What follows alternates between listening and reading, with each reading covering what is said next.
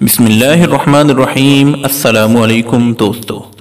بنی اسرائیل میں بخت نصر نامی ایک بادشاہ گزرا ہے۔ بخت نصر بادشاہ ابتدا میں نہایت نیک بخت اور صالح تھا۔ حضرت زکریا علیہ السلام اور حضرت یحییٰ علیہ السلام کی نہایت اطاعت کرتا تھا۔ اتفاقاً اس نے ایک عورت سے نکاح کیا جس کے ہمراہ ایک نہایت حسین و جمیل لڑکی پہلے شوہر سے تھی۔ جب وہ لڑکی سن بلوغت کو پہنچی تو بادشاہ اس کی بہار حسن دیکھ کر فریفتہ و دیوانہ ہو گیا۔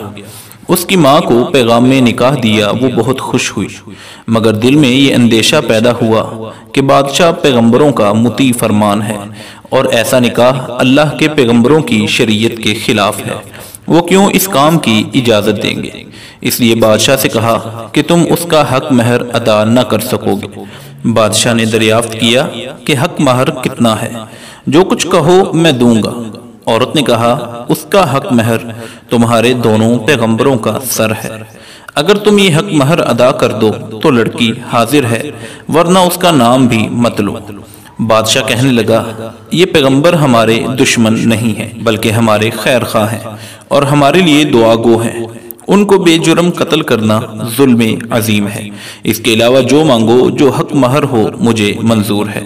عورت نے کہا اس کے علاوہ اور کوئی حق مہر نہیں۔ بادشاہ نے نفسیاتی خواہش سے مغلوب ہو کر دونوں معصوم نبیوں کو قتل کرنے کا ارادہ کر دیا اور یحییٰ علیہ السلام کو دربار میں طلب کیا۔ حکم کے مطابق یحییٰ علیہ السلام دربار میں آئے تو بادشاہ نے حضرت یحییٰ علیہ السلام کو دربار میں طلب کر کے پوچھا تو حضرت یحییٰ نے جواب دیا جس طرح تیری سگی بیٹی تجھ پر حرام ہے اسی طرح تیری بیوی کی لڑکی بھی تجھ پہ حرام ہے۔ بادشاہ کو غصہ آیا، اس نے غصے میں حضرت یحییٰ علیہ السلام کو شہید کر دیا۔ شہادت کے بعد بھی آپ کے سر مبارک سے یہی آواز آتی رہی کہ یہ لڑکی تجھ پہ حرام ہے، حرام ہے۔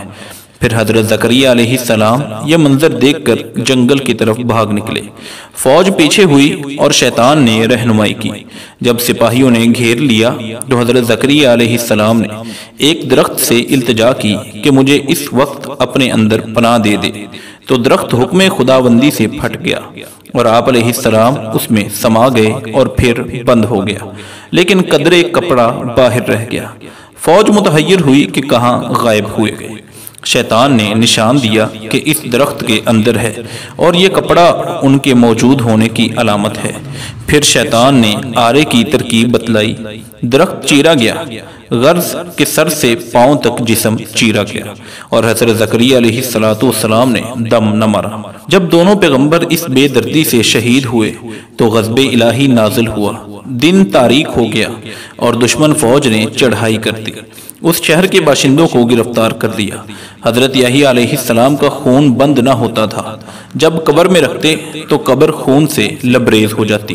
بادشاہ کے لشکر نے قسم کھائی کہ جب تک حضرت یحییٰ علیہ السلام کا خون بند نہیں ہوگا ہم شہر کے لوگوں کو قتل کرتے رہیں گے۔ ہزارہ آدمی تہو تیگ کر دیے لیکن خون بند نہ ہوا۔ اس وقت ایک شخص حضرت یحییٰ علیہ السلام کی میت پر آیا اور کہا کہ آپ پیغمبر ہیں یا ظالم؟ ایک خون کے بدلے میں 1000 آدمی قتل ہو چکے، اب کیا سارا جہان قتل کرو گے؟ اتنا کہنا تھا کہ آپ علیہ السلام کا خون بند ہو گیا اور آپ کو دفن کر دیا گیا۔ اس میں اختلاف ہے کہ حضرت یحییٰ علیہ السلام کی شہادت کا واقعہ کس جگہ پیش آیا۔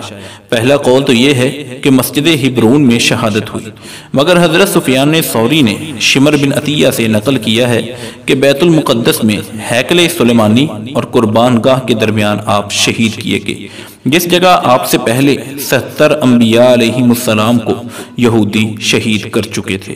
تو دوستو، یہودیوں کی تاریخ ظلم و ستم اور انبیاء کے قتل سے بھری پڑی ہے اور آج بھی ان کے ظلم و ستم کے کارنامے ہمارے سامنے ہیں، کس طرح وہ مسلمانوں پر ظلم و ستم کر رہے ہیں اور فلسطین کے مسلمانوں کو اپنے ظلم کا نشانہ بنا رہے ہیں۔ اللہ تعالیٰ ان کو تباہ و برباد کرے۔ اگر آپ اسی طرح کے سبق آموز واقعات حاصل کرنا چاہتے ہیں تو ہمارے YouTube channel AR story time کو سبسکرائب کریں اور بیل کے بٹن کو آن کر لیں۔ تو بہت جلد ملتے ہیں ایک اور اچھے قصے کے ساتھ۔ اپنا بہت بہت خیال رکھیں۔ اللہ حامی و ناصر۔